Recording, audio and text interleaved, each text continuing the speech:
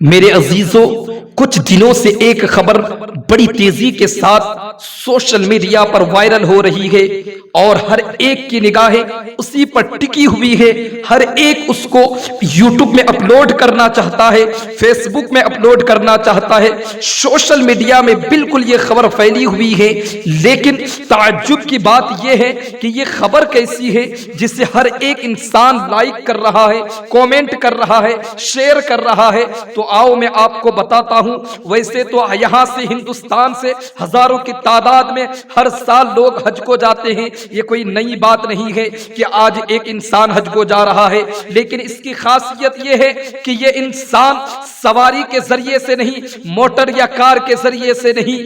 Aeroplane کے ذریعے سے نہیں، فلائٹ کے ذریعے سے نہیں، بلکہ یہ انسان پیدل یہاں ہندوستان سے یہ مکے کا سفر طے کرنے کے لیے تیار ہو چکا ہے۔ میرے عزیزوں، آپ کو بتا دوں، کیرل کی سرزمین سے ایک شہاب نامی شخص کچھ دن پہلے نکلا ہے، مکہ شریف جانے کے ارادے سے، مدینہ طیبہ کی زیارت کرنے کے ارادے سے گھر سے نکل چکا ہے۔ لیکن میرے عزیزوں، سوال یہ پیدا ہوتا ہے کہ آج کے موٹر یہ کار کے زمانے میں، فلائٹ کے زمانے میں ایک انسان اگر پیدل جا رہا ہے تو سوال ضرور پیدا ہوتا ہے کہ یہ اتنی سہولتیں ہونے کے بعد سہولتوں کے ذریعے سے کیوں نہیں جا رہا ہے، آخر پیدل کیوں جا رہا ہے؟ تو آؤ میں آپ کو بتاتا ہوں، اس کی بھی فضیلت ہے۔ میرے عزیزوں، اللہ کے نبی حضرت ابراہیم علیہ السلام جب خانہ کعبہ کی تعمیر کو مکمل کر لیتے ہیں، رب کا فرمان ہوتا ہے، رب فرماتا ہے وَأَذِّنْ فِي النَّاسِ بِالْحَجِّ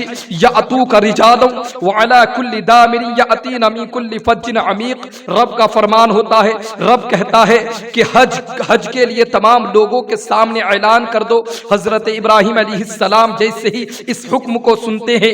مکے کے جبل ابو قبیس پر چڑھ جاتے ہیں، وہاں سے کھڑے ہو کر کے یہ عام اعلان لوگوں کے سامنے کرتے ہیں۔ میرے عزیزوں، ایک روایتوں میں تو یہاں تک ذکر آتا ہے کہ اللہ کے نبی حضرت ابراہیم خلیل اللہ کو جب رب تبارکہ و تعالی کہتا ہے کہ لوگوں کے سامنے اعلان کر دو، حج کی فرضیت لوگوں کو بتا دو، تو حضرت ابراہیم علیہ السلام کہتے ہیں کہ اے میرے رب، اے رب قدیر، تیرے بندے تو پوری کائنات میں ہیں، زمین کے ہر گوشے میں ہیں، اور میں یہاں مکے سے اگر اعلان کروں گا تو میری بات پوری کائنات تک کیسے پھیلے گی؟ تو حضرت ابراہیم علیہ السلام کے اس سوال پر اللہ رب العزت ارشاد فرماتا ہے، اے میرے نبی، اے میرے خلیل، اعلان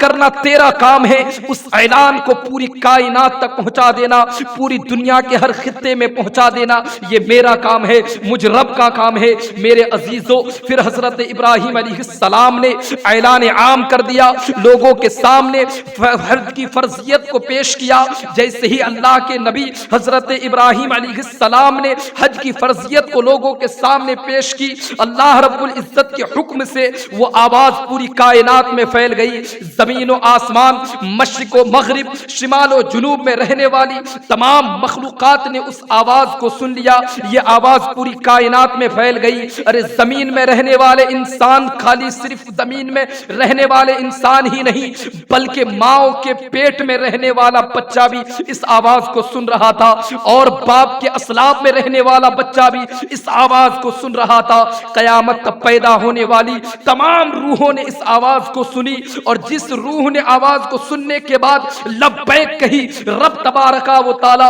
اس بندے کو حج کی سعادت نصیب کرے گا۔ ارے روایتوں میں تو یہاں تک آتا ہے کہ جس بندے نے جتنی دفعہ لبیک کہی ہوگی، رب تبارک و تعالی اس بندے کو اتنی دفعہ حج کی وسعت عطا کرے گا۔ میرے عزیزوں، اس کے بعد رب فرماتا ہے یأتوک رجال وعلی کل دامر یأتینا من کل فج عمیق، یعنی رب فرماتا ہے کہ تمہارے پاس اے ابراہیم علیہ السلام، کچھ لوگ تمہارے پاس پیدل چل کر کے حج کو آئیں گے، کچھ لوگ سواریوں پر حج کو آئیں گے۔ میرے عزیزوں، یہاں پر پہلے پیدل کا ذکر کیا رب تبارکہ و تعالی نے، اس کے بعد سواری کا ذکر کیا۔ یہاں تو یہ بات ثابت ہو گئی کہ پیدل زیادہ افضل ہے سواری پر حج کرنے سے، اس لیے سواری سے پہلے پیدل کا ذکر رب تبارک و تعالی نے کیا۔ میرے عزیزو، اس تعلق سے دو روایتیں بہت مشہور ہے۔ پہلی روایت تو یہ ہے کہ حضرت عبداللہ بن عباس رضی اللہ تعالیٰ عنہما سے مروی ہے، وہ کہتے ہیں کہ آقا دو جہاں سرور کائنات صلی اللہ تعالیٰ علیہ وسلم نے ارشاد فرمایا، جو شخص پیدل چل کر کے حج کرے گا، حج کے ارکان کو پیدل چل کر کے مکمل کرے گا، ایسے شخص کو رب تبارک و تعالی 700 نیکیاں عطا کرے گا، اور کوئی عام نیکیاں نہیں عطا کرے گا۔ قسم خدا کے آقا دو جہاں فرماتے ہیں کہ حرم کی نیکیاں عطا کرے گا۔ صحابہ اکرام پوچھتے ہیں یہ حرم کی نیکیاں کیا ہے؟ میرے سرکار فرماتے ہیں کہ حرم کی نیکیاں یہ ہے کہ ایک نیکی کے بدلے میں اس بندے کو 1,00,000 نیکیاں عطا کیا جائے گا۔ میرے عزیزو، حضرت امام حسین کے بارے میں ذکر آتا ہے کہ انہوں نے بھی 25 دفعہ پیدل چل کر کے حج مکمل کیے تھے، حج کے ارکان کو پیدل چل کر کے مکمل کیے تھے، جبکہ ان کے پاس سواری موجود تھی، اونٹنیاں موجود تھی، اس کے باوجود حضرت امام حسین پیدل چل کر کے 25 دفعہ حج کیے تھے۔ میرے عزیزو، بایزید بستامی کے بارے میں آتا ہے کہ انہوں نے بھی پیدل چل کر کے حج کیا تھا، بہت بڑے اللہ کے ولی ہے، اور ان کا تو حال یہ تھا کہ ہر 5 قدم کے بعد 2 رکعت نماز ادا کیا کرتے تھے، 2 رکعت نماز ادا کرنے کے بعد پھر سفر جاری رکھتے تھے، پھر 5 قدم چلتے تھے، 2 رکعت نماز ادا کرتے تھے۔ اسی طریقے سے وہ تقریباً 12 سال میں جا کر کے خانہ کعبہ تک پہنچے۔ میرے عزیزو، پھر انہوں نے حج مکمل کیا۔ ذرا سوچئے اور غور و فکر کیجئے، یہ حج کو پیدل جانا کوئی نئی بات نہیں ہے، بلکہ قرآن سے بھی ثابت ہے، احادیث کریمہ سے بھی ثابت ہے، بزرگان دین کے افعال سے بھی ثابت ہے۔ میرے عزیزو، کسی کو روکنے کے بجائے، کسی کی تنقید کرنے کے بجائے، کسی کے پیچھے پڑ جانے کے بجائے بہتر یہ ہے کہ تم بھی مسجدوں کے دروازے پر آ جاؤ۔ اگر تم خانہ کعبہ تک نہیں پہنچ سکتے ہو تو مسجدوں کے دروازے پر آ جاؤ، آنے کے بعد رب کی عبادت کرو۔ کیا پتہ تمہارے مسجد میں آنے کی وجہ سے رب تمہارے مسجد میں آنا قبول کر لے، اور تمہاری دنیا بھی سنور جائے اور آخرت بھی سنور جائے۔